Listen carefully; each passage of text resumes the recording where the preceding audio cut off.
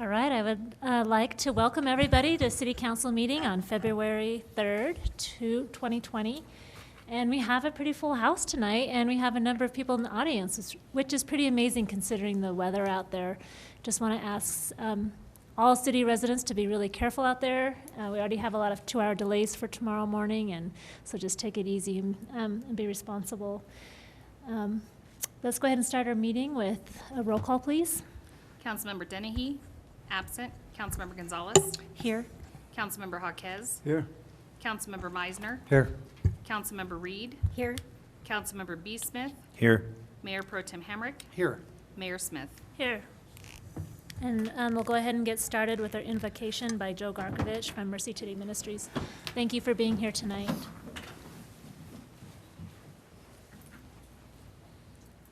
Let us pray. Almighty God, we thank you for another day in which to serve you. As we begin this important work this evening, we pray for blessings in all that we say and in all that we do. We pray for an extra dose of wisdom, compassion, and courage to make the right decisions for all that are involved. And we would pray traveling mercies on all those who are on the roads this evening, for all our first responders, and for all our safety personnel. Amen. I pledge allegiance to the flag of the United States of America and to the republic for which it stands, one nation, under God, indivisible, with liberty and justice for all.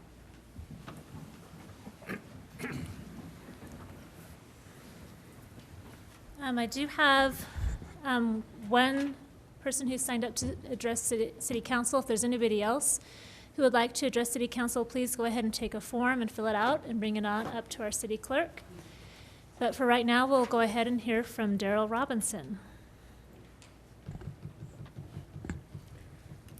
Good evening, Mayor Smith and members of council. Some of you may already know that since 1951, National Engineers Week has been celebrated in the month of February to coincide with the actual birthday of George Washington. President Washington was not only the father of our country, he was also considered to be the nation's first engineer. This year, National Engineers Week will be celebrated from February 16th through the 22nd. The purpose of National Engineers Week is to call attention to the many contributions to society that engineers make. It is also a time for engineers to emphasize the importance of learning math, science, and technical skills for our young people. Toward that emphasis, the Fremont County Engineering Scholarship Foundation, or FCESF, was formed in 1996 by a group of local professionals to assist students from the 3 high schools in Fremont County who are seeking engineering degrees from accredited colleges and university programs. On Thursday, February 20th, 2020, the foundation will be holding its 25th annual banquet and keynote address at the Canyon City Abbey Event Center. You are all cordially invited to attend the banquet to socialize with your neighbors and to hear what promises to be a very interesting keynote address by Canyon City native Dr. Luke Javernick. Dr. Javernick is the Executive Director of River Science, a nonprofit organization whose mission is to use technology and education to improve river health, a topic that should be very near and dear to all of our hearts living in the Arkansas River Valley. While we would love to offer you all complimentary attendance, we hope that you will understand that another purpose of our banquet is to help raise funds for our scholarships we award each year. The FCESF is a 501c3 nonprofit organization. Therefore, all contributions to the foundation are tax exempt. Please refer to the flyers that I handed out to the city clerk for additional information. We hope that you'll consider joining us for this very special evening. Thank you very much. Thank you. We really appreciate you for being here and for promoting engineering among our high school students and college students. That's a tough degree. My son's doing electrical engineering right now, and it's pretty tough. we'll go ahead and move on to council member announcements, if we have any, please. Let's start with council member Smith. And on February 9th, Canyon City Youth Tiger Baseball will be hosting a fundraiser at Doritos Restaurant from 11 to 8. Tickets are $10 at the door, and all proceeds will go to helping baseball in Canyon City. Oh, and you are a baseball player and coach, aren't you? Correct. Excellent. Unfortunately, I will be making all of the meatballs, all of the sausage, and the majority of the spaghetti, but That's dedication right Yes. there. Are they Doritos approved? actually, it's not Doritos food, but Greg will be volunteering his kitchen and all of his dining area to help these boys. This is his second year that he's done this for us, so Nice. pretty special. And what time is that again? 11 a.m. to 8 o'clock, and it was purposely scheduled for February 9th, the Sunday after the Super Bowl, so nobody has anything to do on Sunday. Come on out. Excellent. And so that's not Dorito flavored, but Doritos ambiance. Correct. And it's all about the kids. It's all about the kids. It's all about the kids. Okay, Mayor Pro Tem Hamrick. Yes, I've got a couple of things. We have our, a couple of things this Wednesday. We have our general government meeting. We're going to be talking about urban renewal. That will start at 5 o'clock. After that, there'll be, I think, a chance to talk with council members. But then the other event we have scheduled at 5:45 or 6 that evening is a special meeting to interview people who've applied for the Planning Commission. I know that several of us here have been on the Planning Commission. In addition, last Monday, I went to a Pueblo City Council meeting where Black Hills was discussed, and the city is moving forward with their plans. The Pueblo City is moving forward with their plans to hold a special election May 5th, I believe it is, where they will put the question to the voters of Pueblo City, whether Pueblo City should form a municipal electric, essentially, district. They would combine it or create it within their current water department district. And there were many people attended, both for and against that particular proposition. Several people from Black Hills attended and spoke, and several people, community members, and actually several people from our community were there and spoke also. And so that's an ongoing process, and we will be watching that as we go along. There was a Department of Corrections meeting last Thursday with the wardens, and that's intended to be a community relations meeting where we on the city council can sit down with the wardens and hear about what's going on in their world, whether they have any concerns or there's issues that we need to work on together. One thing that did come up is that they do have a new siren, and they have tested it already, as I understand. I missed that test. Which facility has the new siren? The territorial? Okay. Yes, and they will be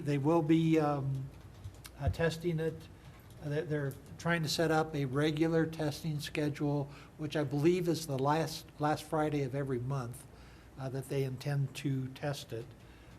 And there was also some talk, Rex was there from our Parks Department, and that may be able to be used for other community events, like they used to blow it at the start of the Blossom Parade.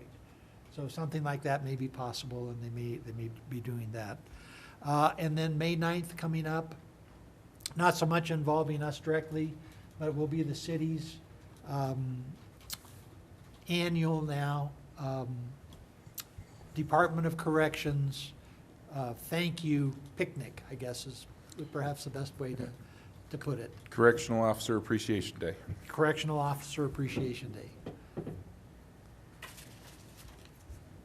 Just thinking of the acronym for that. I think that's all that I have. All right, thank you for representing us at the Community Relations with the Department of Corrections. They are an incredibly important part of our community. They really are pretty much the heart of our employment and our citizens, and I'm glad that we can give them that appreciation that they deserve. Councilmember Meisner.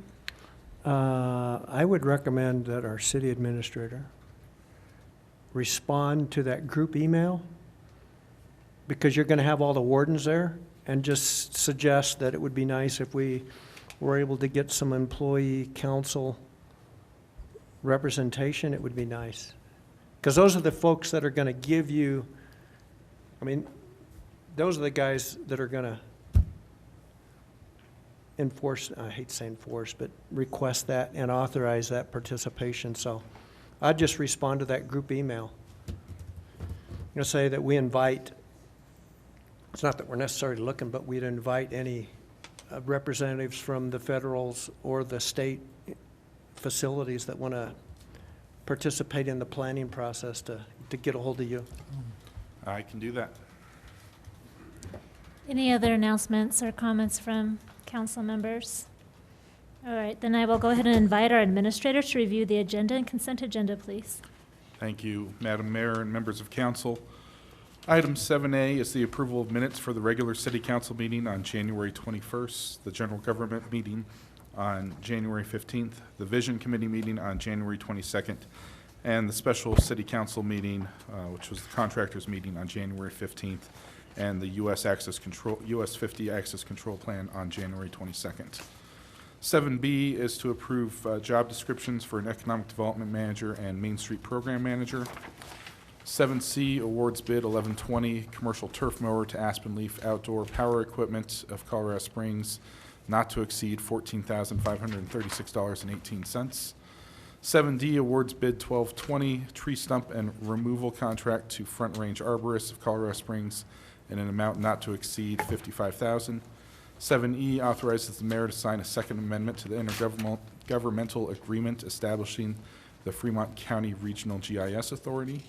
7F authorizes the city administrator to sign an amended contract with Ricker Cunningham in an amount not to exceed $25,700 plus expenses. And 7G receives and files a list of bills. Are there any additions or corrections? Councilmember Meisner. Do we want to do discussion now or later? Yeah, we can do discussion as well. Okay, my first question is in regards to item B, the manager position. Yes, sir. It just seems like while we talk about general,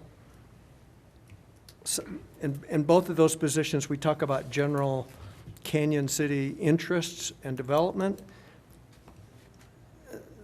And I recognize the importance of having to have some emphasis on downtown.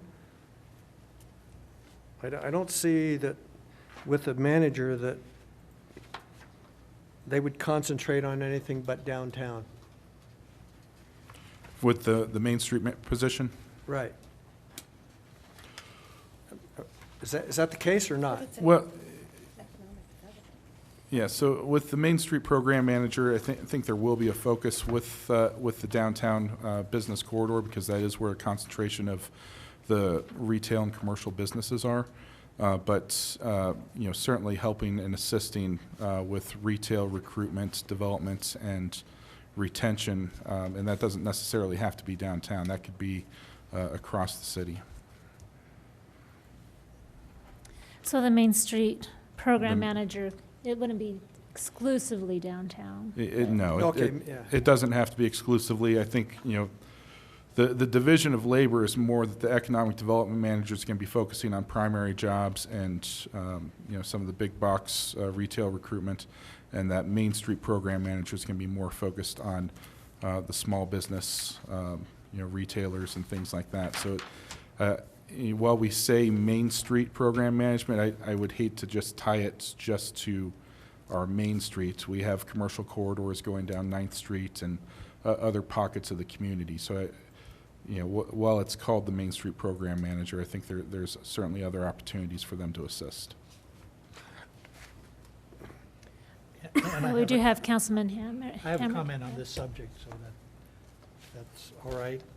And so I did look at both of these job descriptions, and I would recommend, Brian, that you have in there the idea, and I'll leave it up to you to perhaps think about this, but the idea that there be some amount of advocacy on the part of these managers for the businesses, and that in conjunction with that there be a specific job requirement for communication for each person to their manager, so that there's a flow of information. I mean, there's a lot of information gathering, but I think it's important that information flow up also.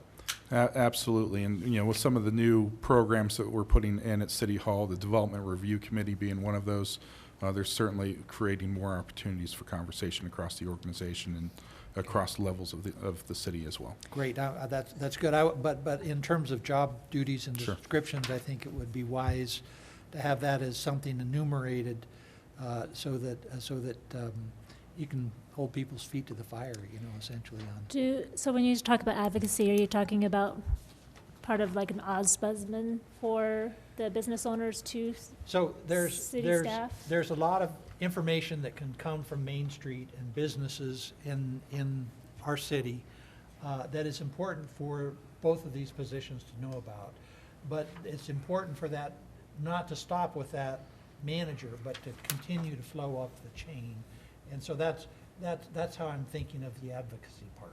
Okay, I would like to push it even further to be an ombudsman, because we kind of asked Ryan to do that, but he's not really in that position anymore, but we need to make sure that the next person is. That we don't lose Yeah. that function. Is that something we would need to amend tonight to add to those, or is? Well, yeah, I think, for tonight, we're looking for you to, approve the job, the pay scales and the change that we're proposing here.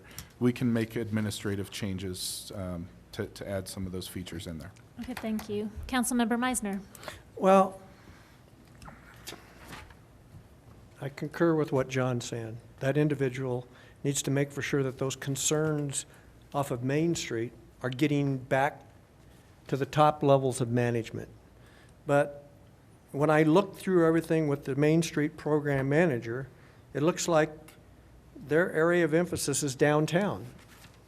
And I realize that's important, but there's a lot of other businesses and business areas other than downtown that I think that individual should be responsible for.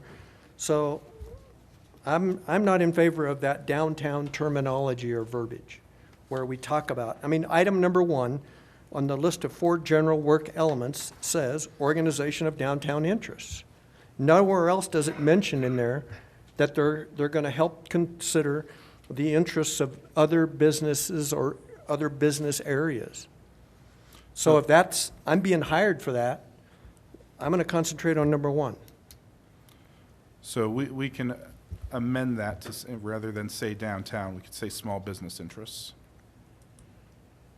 Okay, I think we would like that. At least I would too. Councilmember Gonzalez. Well, I agree with John, what you said. And then also, I would like to see it more of a broad, it just seems like it needs to be more broad than just Main Street. But on the essential functions, it says familiarize public officials, retailers, community groups. Are we talking as far as community groups like the chamber and being involved in the Downtown Business Alliance and FEDC? Right. So, there's a tabulation of where each of these different positions can fit into some of those organizations. So, Main Street Program Manager is probably going to be more in line with the Downtown Business Alliance and the Chamber of Commerce. The Economic Development Manager is going to be more aligned with FEDC and probably some of the workforce and things like that. But I could see these two positions collaborating? They will be collaborating, and Yeah. the Main Street Program Manager will be reporting to the Economic Development Manager. Okay. So it's more of a division of labor to try and get more done than, they're not competing positions at all. Okay, thank you. Any other discussion from council members? So, Councilman Meisner. you're asking us to approve the position as it is, and then you're gonna come back and make some adjustments. We'll make, we can make those administrative adjustments, but I have it written here that, downtown, that first point there, the organization of small business interests in a unified manner, working towards common end objectives. And we can make some additional tweaks along those lines as well. I'm good with that. I would just like that in. I would appreciate whoever makes a motion to include that issue in the amendment. Jim, would you like to make that motion for us? Madam Mayor and Council, I move that we approve the consent agenda and the agenda with the modifications and revisions to item B that council has discussed with the city administrator regarding the Main Street Program Manager and the duties and functions and the mentioning of the verbiage downtown, and replacing that term with a more appropriate term that represents all small businesses in Canyon City. Second. We've had a motion and a second, but is there any more discussion? And I particularly want to look at you, Dan Brown. I don't want to put you on the spot, but you do represent the downtown businesses as the president of the association. Did you want to make any comments to council tonight? Okay.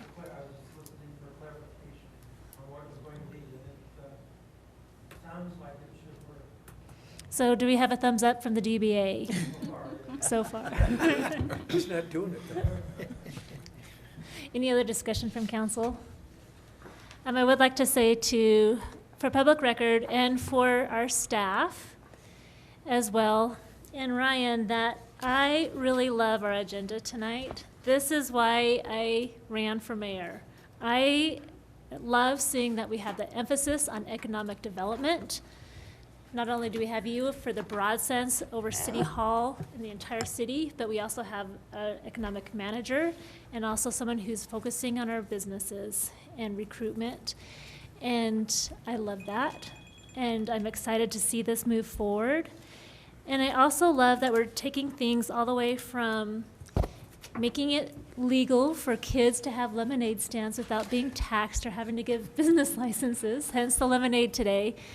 From the little guy all the way to a PDD that's 23 pages of mumbo jumbo that even our attorneys' heads are spinning, who are specialists, to just 5 pages of simple language that anyone can understand and that is straightforward and full of flexibility. And I want to see these types of agendas come again and again with these efforts of being more business friendly and pro-development. So thank you for it, and thank you to the staff as well. I love this agenda, and I'm really happy to see us as a city council moving forward in this direction. So with that, I will call for a vote. Councilmember Gonzalez? Aye. Councilmember Jaquez? Aye. Councilmember Meisner?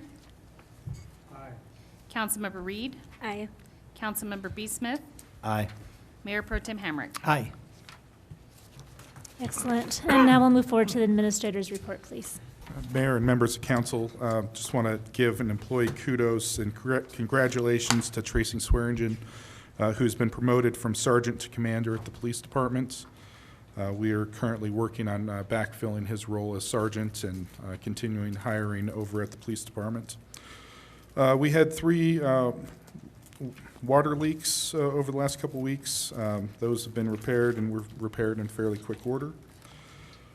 We also ran, as I mentioned earlier, a process for the promotional process for sergeant at the police department, and hopefully we'll be having announcements here within the next few days. Our Development Review Committee that I mentioned earlier, we had our first meeting on January 23rd. Currently have several projects as listed in the reports. They're currently in the review process. And then finally, our building department for 2019 issued a total of 762 permits. It was down from 2018, but there were some big storm events in 2018 which caused permits to be up.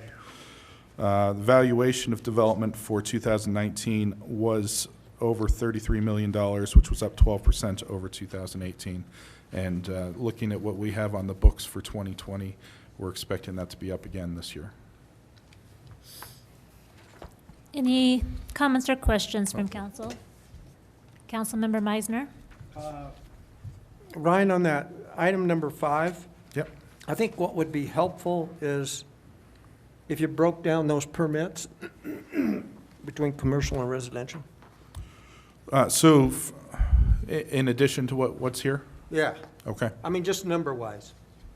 Yeah. You know, we had, of the 4, if you say that we had 762, it'd be nice to know that, 600 of those were residential. Yep. Just knowing what the split is. Yeah, I have a full breakdown from the building department. I will get that out to council. Yeah, not too involved, but just kind of. Sure. Councilmember Gonzalez? Ryan, I want to say thank you for showing us what's happening development-wise in the city. I asked you a couple weeks ago, just to kind of get a pulse of what's happening, and I appreciate you putting this out to us. Absolutely. We'll continue to develop this report, and you'll see updates more and more frequently. Excellent. Councilmember Hamrick? And Ryan, did you have any other information? Have you talked to the water department about the leaks, whether there's some commonality among them or anything like that? Yeah, Broken pipe. we're looking at analyzing some of that. We don't have Nothing for tonight. nothing for tonight, but it is, it goes into our cartograph system, and we're looking for trends there, that we can follow, not just with these 3 leaks, but over the entire system. One thing that's not in this report that I do want to mention is that due to the weather, City Hall will be on a 2-hour delay tomorrow morning with the slick conditions. Okay. Should have done a 2-hour delay than that. We have important things to do tonight. We've got to get stuff done. And that's going to take us all the way to our discussion for number 9. And that's the second reading and adoption of Ordinance 1, Series of 2020, entitled An Ordinance Increasing the Base Rate Used to Calculate Stormwater Management Fees. And I'll go ahead and have a report from the administrator on that.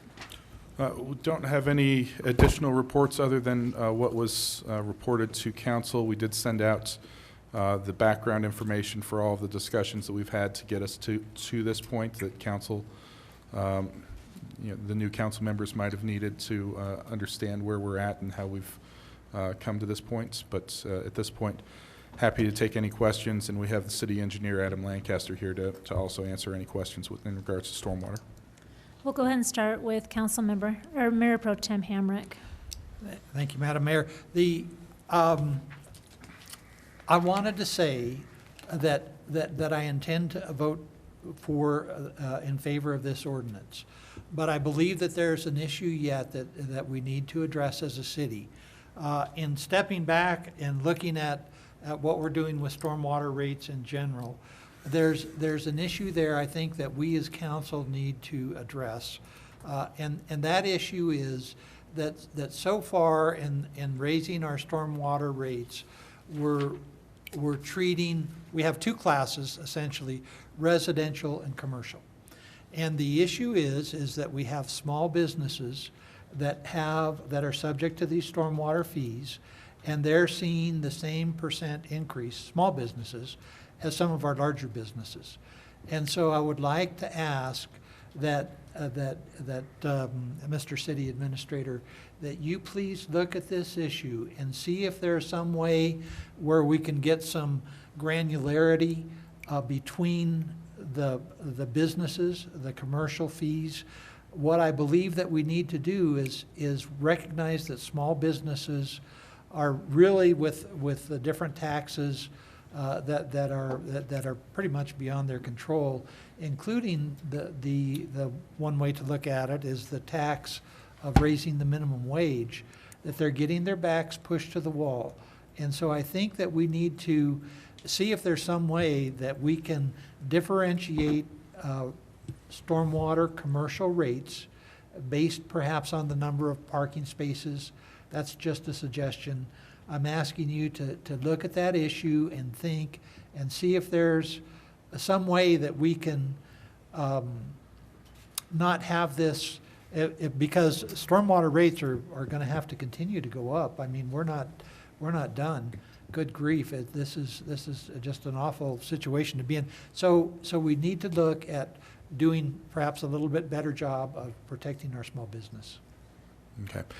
Just so I understand, we have one stormwater rate across residential and commercial. Correct. So Correct. And what I'm talking about is main differential rate among the commercial. So you are looking for some type of differential rate? Yeah. Okay. Councilmember Meisner? Two issues. One is I would like to see, I don't care, somebody create a comparison of the study in terms of where we would be based upon the study results and where we're at. At some point, I'd like to see those two so that we can at least see what we're achieving. And then second of all, I think we need to be extremely careful where we're having larger businesses support the taxation on smaller businesses. I recognize the concern that Councilman Hamrick has for small businesses, but we also have to be really careful that our large businesses are not supporting the small businesses. It's the same problem. It's relative to runoff. I don't have a problem with discounting relative to required detention areas and required reduction of water runoff, but to have a formula that's based upon large business versus small business, I would fundamentally be opposed to that. Councilmember Gonzalez? So Mr. Meisner took my thought. On the larger businesses, somebody's got to meet up the cost. So if that means that our larger businesses are having to pay, I think we do need to be very careful with that, because then we're discriminatory against the larger businesses. And I don't disagree with you, small business owner here. I don't disagree with you, but I also think that we need to be very careful not to run our larger businesses out of town because they've got a larger business per se. Businesses get, in every aspect of funding or bill paying, businesses pay more across the board. So I don't know what the answer is to that, but I do agree. So that's all I have to say. Thank you, Councilmember Gonzalez. So back to Mayor Pro Tem Hamrick. Thank you for those comments, both of you. And I agree. And one thing that I, am totally opposed to is kind of it's the idea of the rich not paying their fair share. That to me is just totally un-American. But nonetheless, we do have a reality here where costs are increasing on small businesses, and I think that we've heard from small businesses that they're hurting. I mean, we know of instances that have been reported in the press of small businesses that have had power failures, that is almost the end for them, type thing in terms of losing inventory and things like that. So I don't know that there's a solution here, and perhaps what we've got is the best that we can do. But I am asking that we have some way to look at this as a council to make sure that we're making a wise decision here for all our businesses. Because I agree, we do not want free rides, or we don't want to punish success. But nonetheless, rates are going up, and it can be a real hurt for small businesses. So I'm just asking that we consider this somehow. Councilmember Hawkes. The one thing that we need to remember, whether we look at it with regards to small business, large business, is the ultimate goal of whatever the rate increases come, it accomplishes the goal that we're trying to set, okay? The goal that we're trying to set to maintain the stormwater in a position where we can handle it, to get to the point where we're able to get some kind of a bank account to do improvements.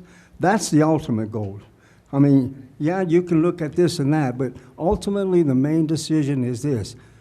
The rate increases that we do, whether it's small business, large business, residential, the purpose is that it accomplishes the goal that we wanted to accomplish. And that's the main emphasis as far as I'm concerned. Councilmember Smith. I just want to piggyback off of what Councilmember Hawkes just said.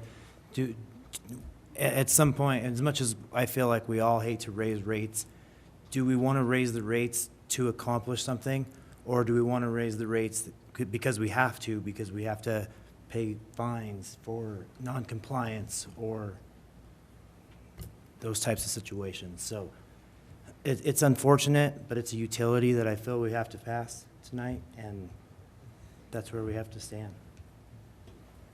Any other discussion from council? Councilmember Gonzalez. I've said it before, and I'm going to kind of go off of what we're all kind of going in a round robin here, but I don't want to raise any rates. I don't want to pay more. I work hard. We all work hard for our money, but if we're fighting a stormwater issue, our insurance goes up.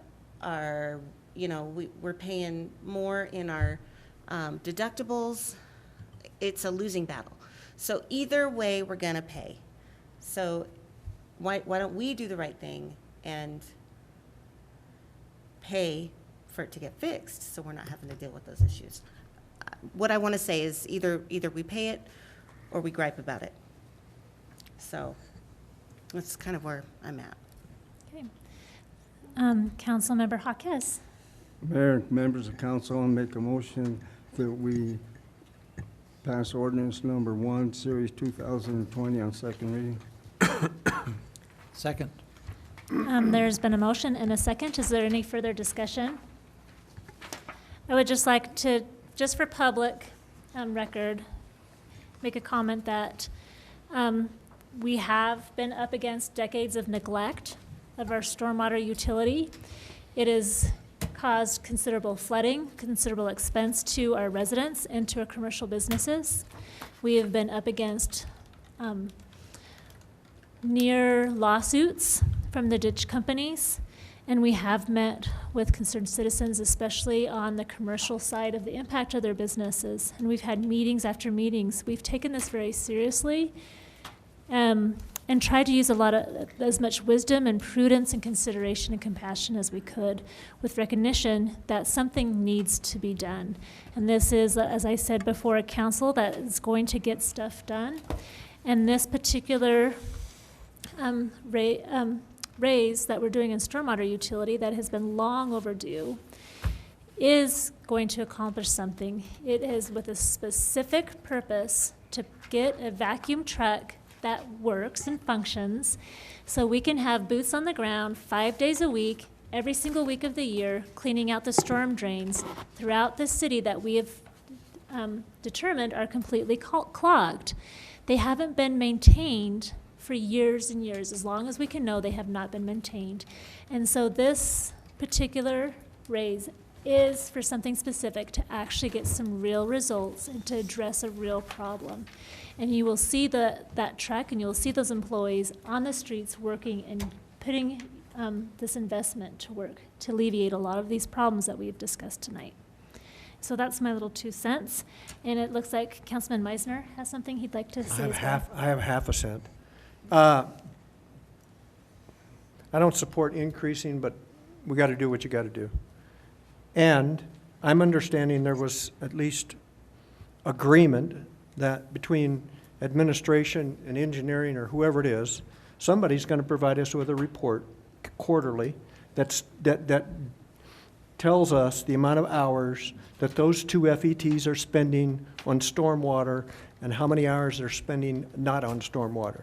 I think that's critical, that we be able to see where those two FETs hours are being spent quarterly. Are we on the same page? That's correct. Once we have the vacuum truck and everything up and running, yes. Right. Okay, and with that, I would like to call for the vote, please. Councilmember Gonzalez? Aye.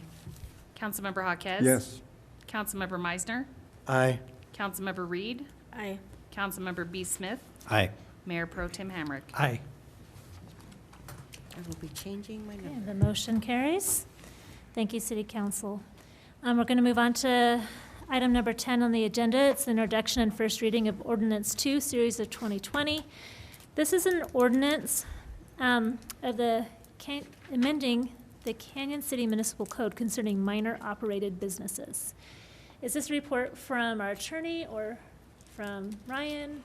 Well, yeah, this ordinance is putting us in compliance with the state statutes, so I'll let Corey, That's fine. I think actually the mayor probably stole my thunder at the beginning of the meeting, because basically this is to bring Canyon City's municipal code into compliance with recently adopted legislation. I think the original problem was somewhat like a traditional lemonade stand, but really what this does is it eliminates a lot of the, what I'll call bureaucracy, red tape for minor operated businesses, regardless of the nature of the business. The state legislature in 2019 thought this was important, and this ordinance brings our ordinances into compliance with state law. So basically, last winter, we legalized snowball fights for the children as long as it wasn't done with ill intent, and now we're legalizing the lemonade stands for this summer. Yeah. It didn't even happen. Well, maybe tonight we could.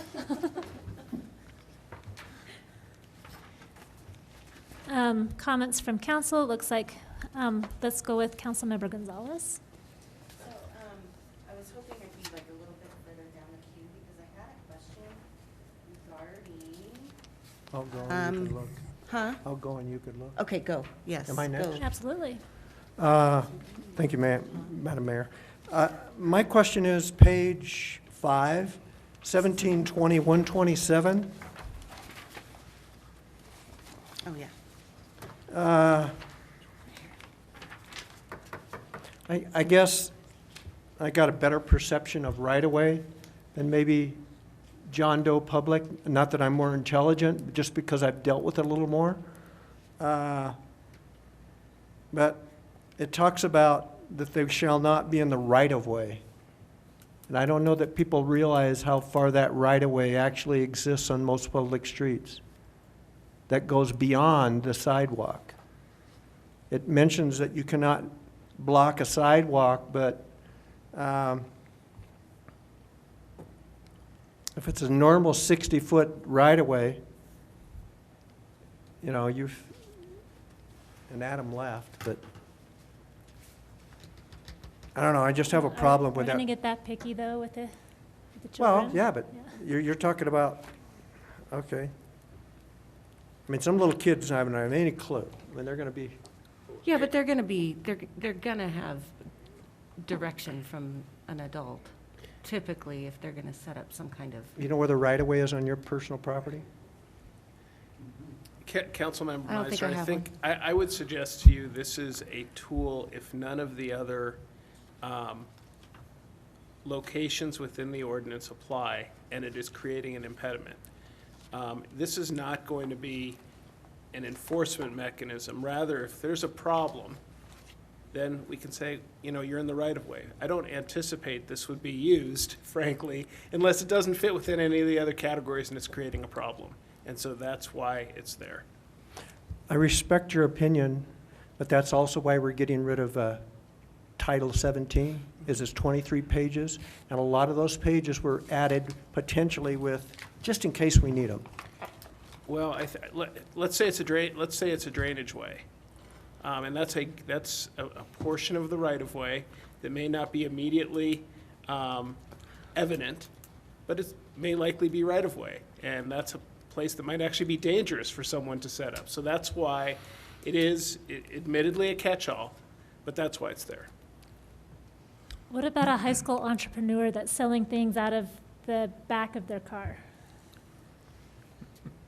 Things, what kind of? From this, it looks like. Clothing, Would depend on where they're at. high school Exactly, memorabilia. exactly. Depends if they're a minor. Right. Illegal, I'm sure that the legal Yeah. part is all taken care of in different parts of the code, right? Yeah. Member Gonzalez, do you have more comments? I do. I have a question, and it's just a question. I'm not, the SB 103 prohibits local governments from requiring a license or permit from a business that is, number 3, located a sufficient distance from a commercial entity that is required to obtain a permit or license so as to prevent direct economic competition. What does all that mean? It means if using maybe the mayor's example, if I start selling my burritos right next to a Mexican restaurant, Okay, so, then I well, have a my competitive concern, disadvantage. my concern was that, we have our great little hot dog stand that comes out in the summertime, and they're not what might be called a sufficient distance from the coin shop. That wouldn't qualify for that, That's what I was wondering. right? Yeah, that's correct. So Okay. in an instance like that, they'd have to be 100 feet away from another restaurant.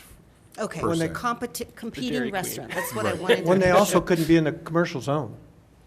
You cannot set up this in a commercial zone. Yeah. That's what it says. It does say that. It says commercial entity, and that's why Well, wait a minute. that is required to obtain a permit or license.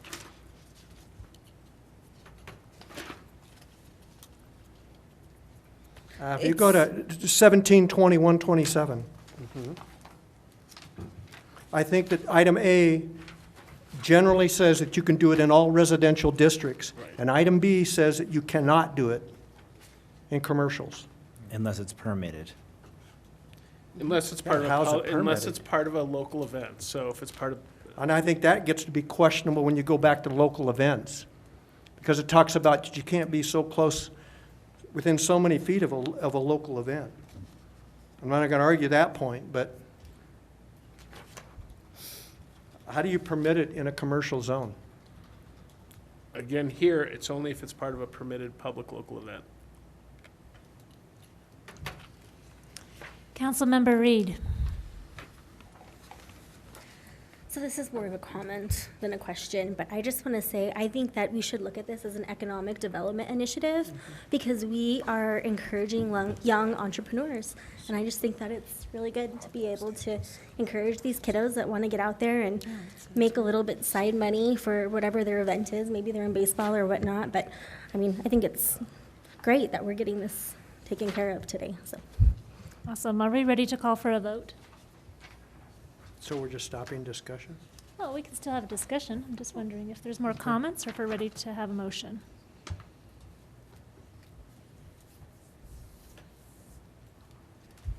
I'm Somebody wants good. to make a discussion. You Can want I a make a motion? motion? Or did we yes. make We have a motion? comment from Corey. Just a second. Just one other thing, this has not been a problem in Canyon City, for what it's worth. There has not been enforcement against minor operated businesses. This was going through the entire code and trying to make it compliant with Senate Bill 103. But this is not a problem in Canyon we're trying to fix. So I appreciate the concerns about the language, but this is more to show compliance with 103. We were not out taking, seizing lemonade stands from anybody. Correct me if I'm wrong, but the only reason that the state legislature addressed the issue is because a local entity enforced taxation against a minor. That's right, that's right. And So that's the- somebody decided Yeah, no, that's in my a point. community that they were going to tax a minor. Yes. So next month, our code enforcement could do the same thing under this code. I mean, without The this. old code. absolutely. But my point is, this was never an issue in Canyon. But Canyon City's promoting entrepreneurship from very young ages, and we're ready to help enable those future business owners to be successful. So, I believe Councilmember Jaquez was going to make a motion. Yes, Madam Mayor and members of council, I make a motion that we approve ordinance number 2, series 2020 on first reading. I second that. We've had a motion and a second. Is there any further discussion? I call for a vote. Councilmember Gonzalez, Aye. Councilmember Jaquez. Aye. Councilmember Meisner. Aye. Councilmember Reed, Aye. Councilmember B. Smith, Aye. Mayor Pro Tem Hamrick. Aye. The motion carries. Now we'll have another introduction and first reading of ordinance number 3, series 2020. And this is an ordinance of the city amending the municipal code, repealing and reenacting chapter 17.17 concerning planned development zone district and planned development district plans. And I'll go ahead and turn it over to Patrick, please. Good evening, Madam Mayor, members of council. This evening, we are here to consider the public hearing regarding Ordinance 3, Series of 2020. This is an ordinance which would amend Chapter 17.17 of the Canyon City Municipal Code concerning the processing of planned development district zone districts in the city. This was introduced to council as a discussion item at the January 22nd Vision Committee meeting.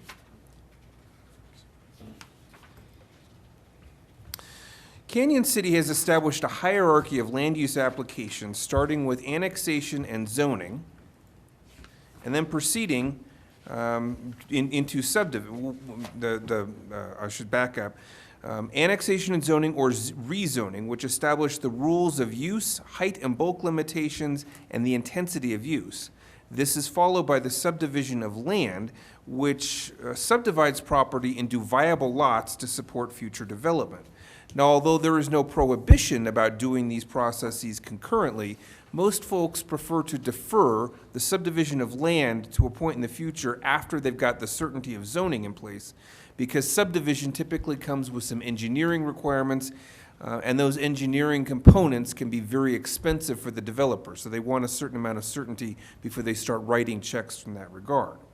Now, what Canyon City also has is a planned development zone district. This is intended to be a zone district that offers a certain amount of flexibility because it can be customized, unlike our typical Euclidean zone districts, R1, C general commercial, CB, where it's a very cookie cutter, one size fits all approach to everything zoned within that district. A PDD zone district allows you to have a greater flexibility in terms of setbacks, in terms of uses that are permitted, and in some cases, in terms of the type of product that you ultimately want to see get developed. Now, in Canyon City, this PDD zone district comes as sort of a hybrid in terms of both the zoning component and the platting component being required to happen concurrently. Now, it also requires that final subdivision and final site plans are approved by planning area within a planned development zone district. All of these have to go to public hearings before both Planning Commission and Council, and if you're familiar with that process, there is a 15-day notice requirement that has to be, in some cases, posted on property, in some cases mailed to property owners within 300 feet of the project site, and in some cases noticed in the local newspaper. That adds time to the process, and that ultimately lengthens how long something spends in review before it can ultimately get approved. Now, what all of this adds up to is that our current Title 17, Section 17, concerning PDD zones, is a complicated and cumbersome process that, as written, almost makes it seem as though this was done to serve as a disincentive to it actually being used. What we are proposing is a deregulation of Chapter 1717 that would actually specify that PDD zone districts are solely about the zoning component. That would mean it's a development guide that sets the rules for uses, height and setback limits, intensity of use, any design considerations that an applicant wants to have built into that, and a map that specifies where on the property these districts are going to occur. Those components together create the zoning that gets adopted by ordinance. What it then does is eliminate any kind of subdivision process. If you are within a PDD zone district, you have your customized zoning, and then you follow one of the defined set of subdivision processes the city already has. You would be treated no differently than any other piece of land in any other zone district throughout the city. It would also make our PDD zone district function similar to the way customized PD zoning works in a number of metro areas, a number of cities, municipalities, and counties in the Denver metro area. Now, as I said, Title 16 offers a variety of subdivision processes, from the simple subdivisions like subdivision exemptions, all the way up to the more complicated preliminary and final plats, where you've got multiple lots and you've got right-of-ways and whatnot.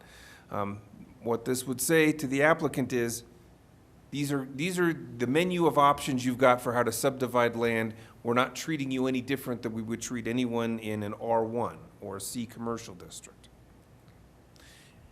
What it ultimately does, the bottom line is, it simplifies our PDD process from what is currently 23 pages down to 5. Ultimately, we think this is a good thing, not only for the development community, but for staff as well, having to enforce all of this. So with that, I should tell you that Planning Commission did conduct a hearing on this matter the evening of January 22nd. The Planning Commission voted unanimously to recommend that council adopt this ordinance. Therefore, staff and the Planning Commission have both recommended that council adopt Ordinance 3, Series of 2020 by title on first reading and set the second reading for February 17th. That would conclude my presentation. As always, I'm happy to answer any questions that council may have.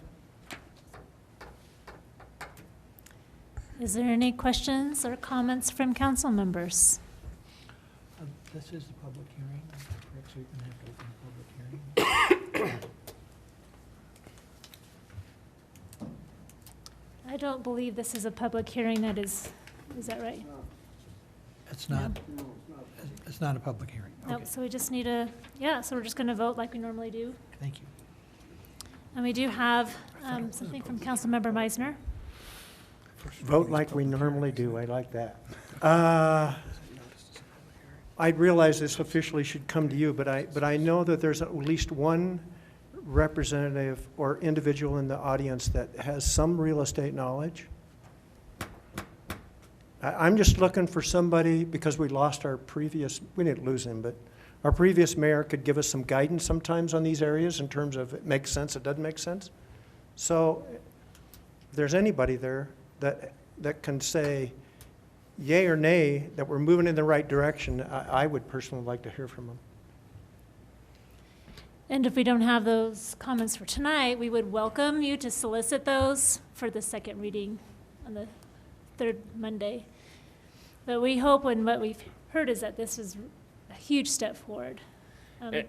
And I know I'm not a member of the general public, but I will tell you, I think Patrick and I sort of are familiar with the same type of process in the metro area. And so to the extent, I think what Patrick said on the slides is absolutely correct, that this is sort of the expectation with the development community in terms of what a planned development is, because it's supposed to be streamlined and it's supposed to be not made more complicated to have a more tailor-made zoning district for a particular piece of property. And so this does, I'd not considered it a disincentive, but hearing Patrick's wording, I think he's right. And this is, I know that it's not always a good thing to do it like they do it in the metro area.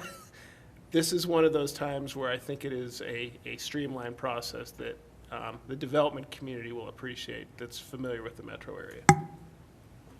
Councilmember Meisner. So, correct me if I'm wrong, but I'm understanding out of the whole Chapter 17 debacle, we're only changing 17.7. 1717, correct. 1717. Correct. And potentially, when we achieve our ultimate goal, which is now less than a year, because we've consumed a whole month, this potentially could be part of the new 17.